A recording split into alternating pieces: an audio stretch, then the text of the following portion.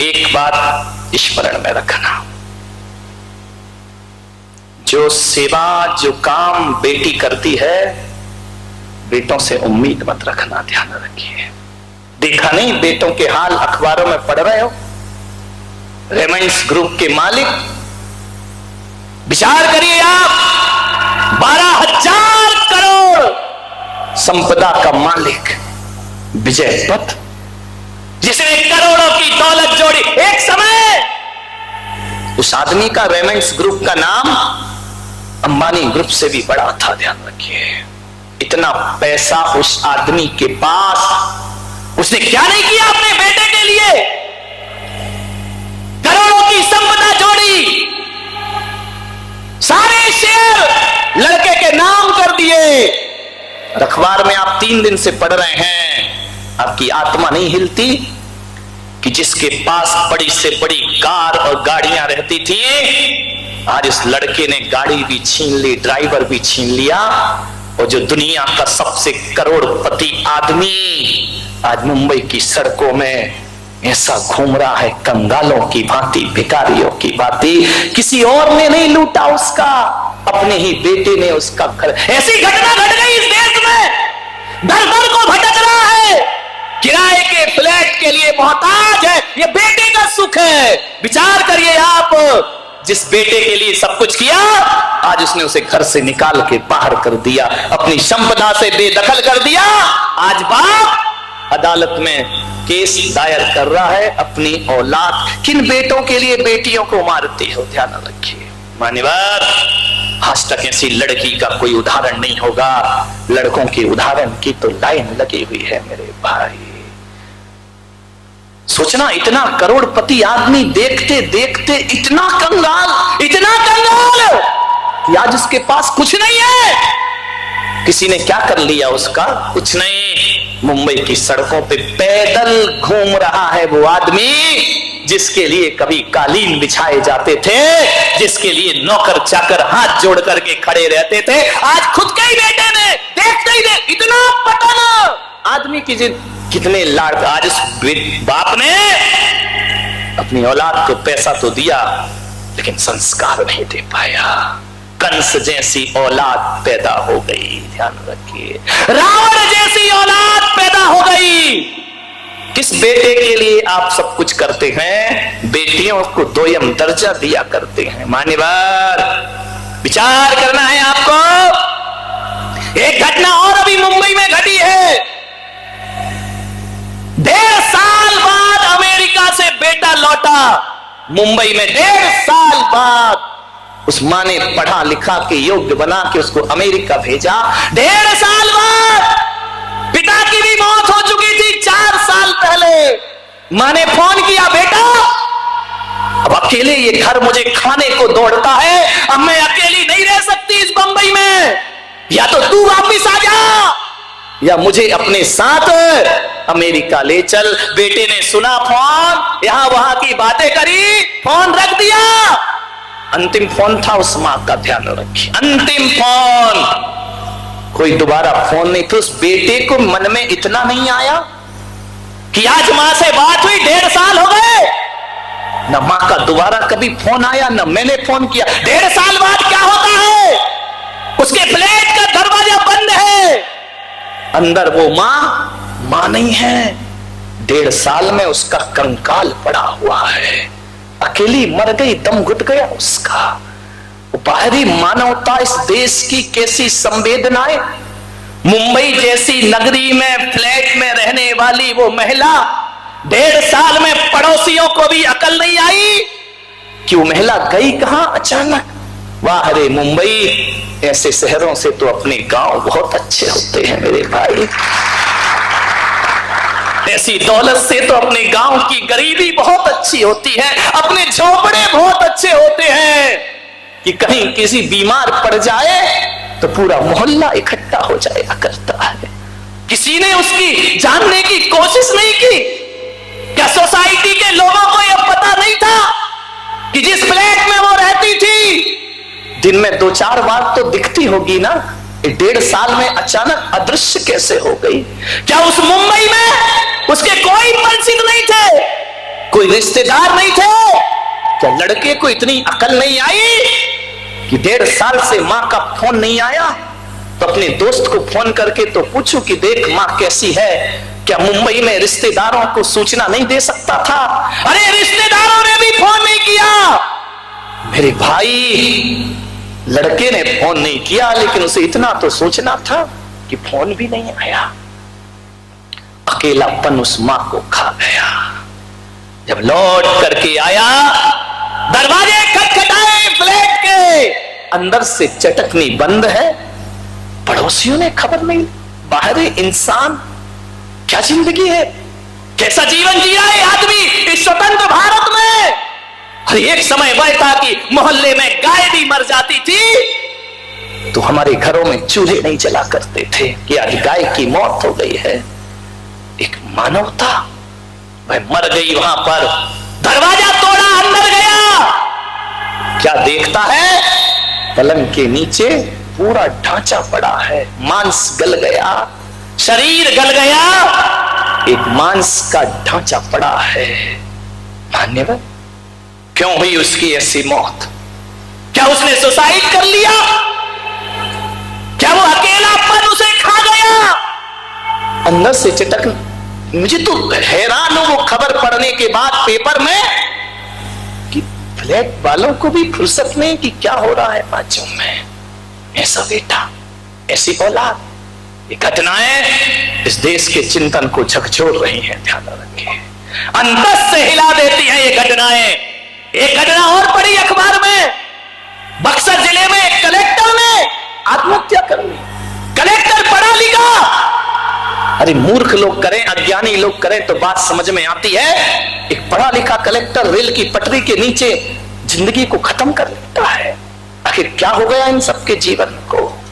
मान्यवर, कोई ना कोई तो कारण रहे होंगे। ये हालात हमारे देश के, किस पर भरोसा करोगे? अपनी ही औलाद पे भरोसा नहीं होता, अपनी ही औलाद पे विश्वास नहीं हुआ करता है। बताइए, बेटी बेटी होती है मेरे भाई। आज एक मां 1.5 साल फोन ना करे तो बेटी का दिल रो पड़ेगा कि मेरे पता तो करो मेरी मां है कहां। ध्यान रखिए, विचार करना है आपको। एक बेटी जो अमेरिका में पढ़ रही थी, जॉब कर रही थी, मेरी भक्त है, उसकी पढ़ाई लिखाई अमेरिका में हुई, वह बहुत बड़ा पैकेज कमा रही थी, 10 से 12 लाख रुपए का। मां का फोन गया, बेटी पापा की तबीयत बहुत खराब है, मैं यहां पर शहर में हूं, तू वापिस आ जा, पापा को देखना है। तो बेटी ने तुरंत व्यवस्था की, बोली मम्मी चिंता मत करो, मैं आती हूं देखने के लिए। वह बेटी आई और आकर के देखा, बदकिस्मती से उसे अपने पापा का मुंह देखने भी नहीं मिला, आने में लेट हो गई। बहुत दुखी हुई, बहुत रोई कि जिस पापा ने मेरे लिए इतनी व्यवस्था की, इतनी मेहनत की, अपने आप को धूप में तपाया, अपने अरमानों का गला घोंटा, मुझे पढ़ाया लिखाया, आज मैं उन्हें नहीं देख पाई। अकेली लड़की थी, इकलौती बेटी थी, बेटा नहीं था उसके पास। वह अमेरिका से लौट आई, 13वीं हुई। मां ने कहा बेटा अब तू जा, तेरी सर्विस से तेरी नौकरी है। बेटी ने कहा कहां जाऊं? बोले अमेरिका जा, तेरा भविष्य तेरा कैरियर है। बोले नहीं मां, अब मैं अमेरिका नहीं जाऊंगी, भले वहां 10 लाख रुपए मिलते हो तो मेरे किसी काम के नहीं। जहां मेरी मां अकेली रहे, मैं ऐसी दौलत को ठोकर मारती हूं, लाख रुपए के पैकेज में काम कर लूंगी, लेकिन अपनी मां को छोड़कर कभी अमेरिका नहीं जाऊंगी। उसने अपनी पढ़ाई, अपनी लिखाई, अपनी नौकरी सब छोड़ दी। अब मैं वापिस, मां ने कहा बेटा तूने इतने अरमानों से पढ़ा है, इतनी मेहनत से पढ़ा है, उसे मिट्टी में मत मिला मेरी वजह से, मैं जी लूंगी। बोले नहीं मां, अब ये बेटी वापिस लौट कर नहीं जाएगी, वही रहने लगी। कम रुपए कमाऊंगी लेकिन मां के साथ रहूंगी। मेरी माँ का कौन है मेरे बिना? एक दिन माँ ने कहा, बेटी तू बड़ी हो गई, अब तेरी शादी करना है। लड़के देखने आते, बात करते, देखने के लिए लड़के आते। लड़की एक शर्त रख देती कि मैं उसी लड़के से शादी करूंगी जो मेरे साथ साथ मेरी मां को भी अपने घर लेकर के चलेगा। किसी की हिम्मत ना हुई मेरे भाई, बड़े बड़े करोड़पतियों की हिम्मत ना हुई कि तू चले तो चले, दहेज में मां को भी ले जाएंगे। बोले ये नहीं हो सकता है। अच्छे अच्छे घरों के रिश्ते छूट गए। लोग आते, देखते, बात करते, लड़की बहुत सुंदर थी, सब कोई पसंद कर लेते, लेकिन जब वो शर्त रखती हर कोई लौट जाता, कोई उससे शादी करने को तैयार नहीं।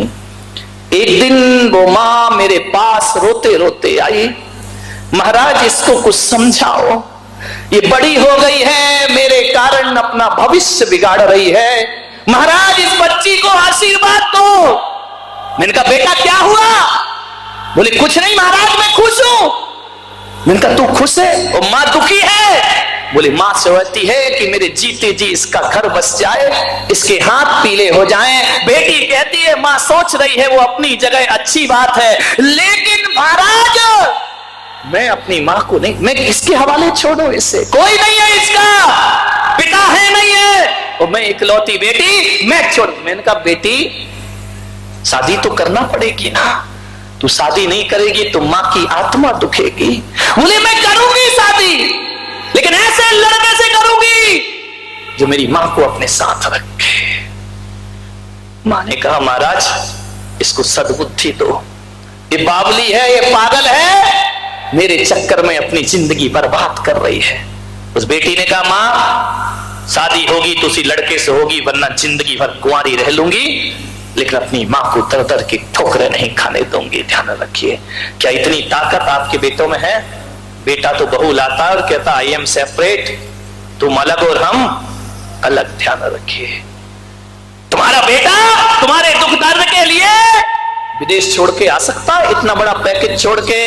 वो कहेगा मम्मी सब सेटल कर लेना, मैं पैसा भेजते जाऊंगा, आराम से रहना, मैं नहीं आ सकता हूं। ध्यान रखिए, ये आवाज, ये दर्द, ये पीड़ा केवल बेटियों में हुआ करती है। ध्यान रखिए मान्यवर, पूरी कायनात में नारी के पास जो हुनर है वो किसी पुरुष के पास नहीं हो सकता है। ध्यान रखिए, हर परिवेश में पनपती है बेटी, हर परिवेश में पनपती है महिलाएं, नारी, हर माहौल में ढलती है बेटी, औरों को सुख देती है, खुद के आंसू पीती है बेटी। ध्यान रखिए, उस बेटी ने कहा मैं नहीं करूंगी। मां ने कहा महाराज अपने प्रवचन से जैसे भी हो इस बेटी का ब्रेन वॉश कर दो, नहीं तो मैं इसे देख देख के तड़प तड़प के मर जाऊंगी। मैंने कहा चिंता मत करो, मैं साधु हूं, मैं संत हूं, शादी विवाह कराना मेरा काम नहीं हुआ करता है, लेकिन मेरा एक भक्त है, उसने देखा, उसने कहा महाराज इससे पूछो कितना पैसा चाहिए, इसे शादी कैसा घर चाहिए। लड़की ने कहा मुझे कुछ नहीं चाहिए, मैं झोपड़ी वाले से शादी कर लूंगी, लेकिन शर्त एक ही है कि मेरी मां को साथ रखेगा। मान्यवर, कई लड़के आए चले गए, किसी ने हिम्मत नहीं की, लेकिन इरादे अपने बुलंद हो। एक लड़का मिला, मालूम है 25 लाख रुपए का पैकेज है उसका, मेरा भक्त है। उसने कहा महाराज यदि आप आशीर्वाद दो तो मैं इसकी शर्त कबूल करता हूं और इस लड़की से अपना विवाह करने को तैयार होता हूं। ध्यान रखिए, उस लड़के ने कहा कि मैं तेरी मां को अपने पास रखूंगा। दोनों की शादी हो गई। मान्यवर, मैंने लड़की से पूछा कि बताओ बेटा तुम्हें कबूल है ये लड़का? उसने कहा महाराज मुझे कबूल है, लेकिन मैं एक चीज कह सकती हूं कि इनसे ये कह देना कि मैं अपनी मां को दुखी नहीं देख सकती हूं, वो साथ रहेगी। मैंने कहा विवाह में सुख मिलता है। बोले विवाह में सुख मिलता है मैं जानती हूं, शादी में सुख मिलता है, भविष्य बनता है, लेकिन शादी से जो सुख मिलता है उससे ज्यादा 1000 गुना सुख मुझे अपनी मां की सेवा करने से प्राप्त हुआ करता है। और एक बात याद रखना कि विवाह तो हमारा हो जाएगा, लेकिन ये बात ये लड़का कभी ना भूले कि मेरी जिंदगी में पहले मां आई है और मां की बदौलत तू मेरी जिंदगी में आया है, तो पहले मेरी मां का सम्मान होगा, उसके बाद ही अपनी जिंदगी में तेरे नाम तो शादी की। मान्यवर एक लड़का और है जयपुर में, मेरा भक्त है, जिन शरणम तीर्थ का ट्रस्टी है, रितेश आसिमा लोहाड़िया, मेरे परम भक्त है। मालूम है उसने शादी की उस लड़की से, बड़ी आदर्श लड़की, वो भी अपने मां बाप की इकलौती लड़की थी। उसके ससुर की मौत हो गई, सास अकेली बची, कैंसर हो गया सास को। मैं कहता हूं कि वो रितेश लोहाड़िया, आज गर्व की बात है कि मैं आपके बीच बैठकर उसका नाम ले रहा हूं। उसने अपनी मां से कहा कि मां मेरी सास को कैंसर हो गया है और कोई उसके पास नहीं है, अकेली है। धन्य है उसकी मां। उसकी मां ने कहा कि जा अपनी सास को इस घर में लेकर के आ और मेरे से ज्यादा ख्याल उसका रखना, उसकी सेवा करना। मान्यवर 3 साल सेवा की उसने दामान बन करके। अरे जो ख्याल बेटी नहीं रख पाई, वो दामान ने अपना सास का ख्याल रखकर उसका जीवन का अंत कराया, उसकी मृत्यु हुई। ध्यान रखना, कौन है 2 मां को, आदमी आज का बेटा एक मां को नहीं रखता है अपने घर में, उसने 2 मां को बराबर का सम्मान दिया, बराबर की इज्जत दी। ध्यान रखिए, उस बेटी ने कहा कि मैं कुछ भी कर लूं अपने जीवन में, अरे माँ बाप तो सबको मिलते हैं, लेकिन मेरे जैसा पति दुनिया में किसी को प्राप्त नहीं हुआ करता है। अगर माँ बोझ लगती है, वो कुत्ता पाल सकता है, मगर माँ बोझ लगती है। क्या कुत्ते ने उसे इतनी भी वफादारी न सिखलाई? मैं बेटी थी, अपनी माँ को वृद्धाश्रम से वापस ले आई। ध्यान रखिए मान्यवर, कुत्ते के लिए जगह है, माँ के लिए जगह नहीं है। एक बेटी ने मेरा प्रवचन सुना, रोज आती थी मेरे प्रवचन में, डेली आती थी, जैन परिवार की। न जाने उसके जीवन में मेरे प्रवचन से क्या प्रभाव पड़ा। उसकी शादी की तैयारी हुई, एंगेजमेंट हो गई, शादी की होटल बुक हो गई, कार्ड बट गए, डेट फिक्स हो गई, सब तरफ पत्रिकाएं पहुंच गई। बेटी बड़ी खुश, मां बड़ी खुश कि आज किसी अच्छे घर में मेरी बेटी की शादी। अचानक काम करते करते मां बेहोश हो गई, बेटी घबरा गई, मां को चक्कर क्यों आ गया? लोगों ने कहा ज्यादा खुशी है इसलिए आ गया, किसी ने कहा बेटी अब अलग हो रही है इसलिए आ गया। पिता ने उसे अस्पताल ले गए, एडमिट किया।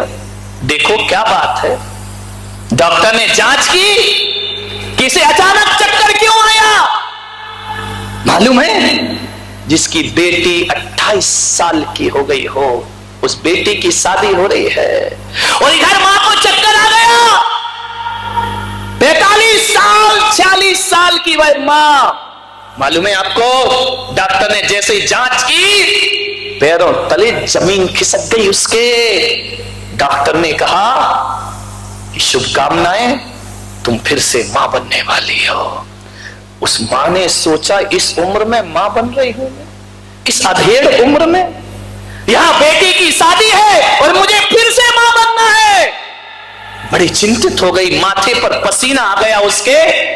उसने बड़ी चिंता भरी नजरों से पति की तरफ देखा। पति ने देखा कि मां बनने वाली है, घर गई उदास निराश। इस उम्र में मां बनना शोभा देता है, बेटी की उम्र मां बनने की है, मैं मां बन रही हूं। गई सास के पास, अम्मा जी। अम्मा ने कहा बेटा क्या हुआ? बोले मां फिर से मां बनने वाली हूं। सास ने कहा, पागल हो गई तू, इस उम्र में फिर मां बन रही है, मैं क्या कर सकती हूं। सास ने कहा, ये बात किसी को पता ना चले, उधर शादी की तैयारियां हैं, इधर तू मां बन रही है, व्यवहारिकता शोभा नहीं देती है। एक काम कर, जा इसका गर्भपात करा दे, इस बच्चे को खत्म कर दे, जन्म लेने का मौका मत दे इसे। अंदर गई उठकर अपने कमरे में। एक तरफ तो मेरा सत्संग करती रही वो, दूसरी तरफ सास और पति कह रहे हैं कि इसका गर्भपात करा दे।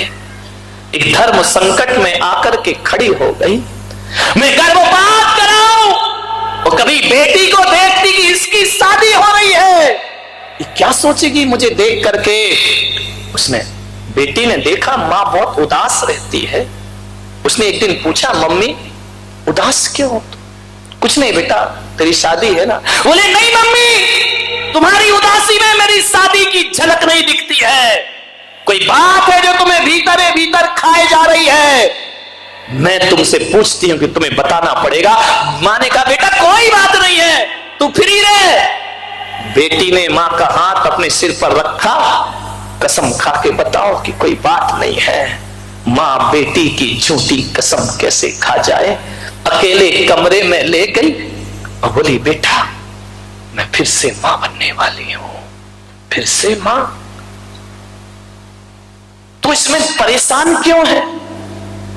दादी कहती है कि गर्भपात करा लो, तेरे पापा कहते हैं अबॉर्शन कर दीजिए इसका, तेरी शादी हो रही है, इस उम्र में शोभा देता है। उसने कहा, मां तू परेशान मत हो।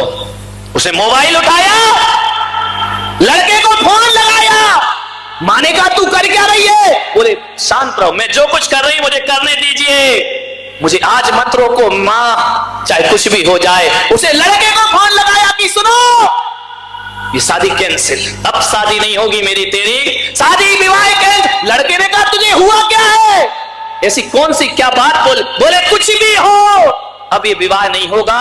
मां ने मोबाइल छीना कि पागल, जिंदगी बर्बाद मत कर अपनी, क्यों शादी नहीं करेगी तू? बोले, मैं ये शादी नहीं करूंगी मां, ध्यान रखना, आपको यही टेंशन है ना कि मेरी शादी के कारण तुम्हारे बच्चे का गर्भपात होगा। नहीं मां, शादी कैंसिल होगी, अब शादी किसी कीमत पे नहीं होगी, जब तक इस घर में दूसरी संतान का जन्म नहीं हो जाता है, ये बेटी विवाह करने को तैयार नहीं होगी। इतना ध्यान रखना मां, मैंने संत के प्रवचन सुने हैं, हम जैन हैं, हम दूध पीते हैं, किसी का खून नहीं पिया करते हैं, किसी की हत्या नहीं किया करते हैं, हम अहिंसा परमो धर्म वाले हैं, हम जियो और जीने दो वाले हैं, हम किसी की हत्या, अपने घर में हत्या, और ये हत्या मां यदि तूने करा ली तो मैं ससुराल में चैन से न जी पाऊंगी। जैन है मां, अपन आलू प्याज नहीं खाते, मां अपन बाजार में नहीं खाते, मां अपन पानी छान कर पीते। मां ने उठाया और उस बेटी को गले से लगा लिया छाती से कि मेरी बच्ची, आज हजारों पुत्र भी हो जाएं तो ये संस्कार नहीं मिलते जो मेरी एक बेटी में संस्कार, अहिंसा और करुणा के संस्कार है, प्रेम के संस्कार है। लेकिन बेटी तू शादी करेगी? बोले नहीं, शादी नहीं होगी। लड़का आया गाड़ी में बैठकर, उसने कहा ऐसा क्या हो गया तुझे जो तू शादी कैंसिल कर रही है? उसने कहा तुम बर्दाश्त नहीं कर पाओगे, यदि तुम्हें मुझसे शादी करना है तो तुम्हें साल भर इंतजार करना पड़ेगा मेरा। साल भर इंतजार? ऐसा क्या हो गया है? बोले यदि मेरी शादी हो गई, इस जैन कुल में कलंक लगने वाला है, मेरे घर में जो दूसरी संतान आ रही है उसकी हत्या हो जाएगी। उस लड़के ने कहा पागल, इतनी सी बात तू अपने जीवन को खत्म कर रही है? बोले मेरा जीवन उजड़ जाए लेकिन मेरी मां की कोख में पल रहे बच्चे का जीवन नहीं उजड़ना चाहिए। मैं जैन हूं, मैंने जिन शासन में जन्म लिया है। उस लड़के ने कहा तो फिर तू भी सुन ले, ये शादी कैंसिल हो रही है, लेकिन याद रखना तू 1 साल कह रही है, मैं 2 साल तेरा इंतजार करूंगा। मुझे बेटी ऐसी चाहिए, ऐसी पत्नी चाहिए जिसके हृदय में करुणा हो, दया हो और प्रेम हुआ करता है। दौलत नहीं चाहिए। ये दुनिया के बातों में मत जाओ कि लोग क्या कहेंगे। लोग कुछ भी कहें, तेरी मां का गर्भपात कभी नहीं होगा। उसे जन्म देने का अवसर दीजिए। ऐसा आदर्श लड़का जिसने 2 साल उस लड़की का इंतजार किया, 2 साल बाद उनकी शादी हुआ करती है। ध्यान रखिए, इतना बड़ा बलिदान कौन देता है इस जहान में। ध्यान रखिए, एक बेटी के अलावा कोई नहीं कर सकता ये कुर्बानियां। एक बात ध्यान रखना, ससुराल में हजारों सुख मिल जाएं तो भी माँ बाप के लिए आंसू बहाती हैं बेटियां। ध्यान रखिए, बेटे तो घर में रह के ख्याल नहीं रखते, दूर रहकर भी बेटी बहुत पास हुआ करती है। हमारे मान्यवर बेटों का क्या भरोसा। एक बेटा को मां ने पढ़ लिख के डॉक्टर बनाया, गहने बेचे, आभूषण बेचे, मकान बेच दिया, विधवा मां थी और एक ही ख्वाब लेके चल रही थी कि मेरा बेटा डॉक्टर बने, क्योंकि उसका पति भयंकर बीमारी से तड़प के मरा था। उसने संकल्प लिया था कि मेरा बेटा डॉक्टर बने ताकि कोई और महिला यहां पर विधवा इस तरह से ना हो सके। पढ़ाया लिखाया, सब बेच दिया उसने, झाड़ू पोछा करने लगी, मेहनत मजदूरी करने लगी। बेटा तू पढ़, भेज दिया उसको बंबई पढ़ने के लिए। गांव में रहती थी, झोपड़ी में, बर्तन मांजती, कपड़े सिलती, पोछा लगाती, बच्चे को पैसा भेजती। बच्चा पैसा लेकर बहुत बड़ा डॉक्टर बन गया। इतना बड़ा डॉक्टर कि बड़ा नाम हो गया उसका शहर में। मालूम है, एक दिन बूढ़ी मां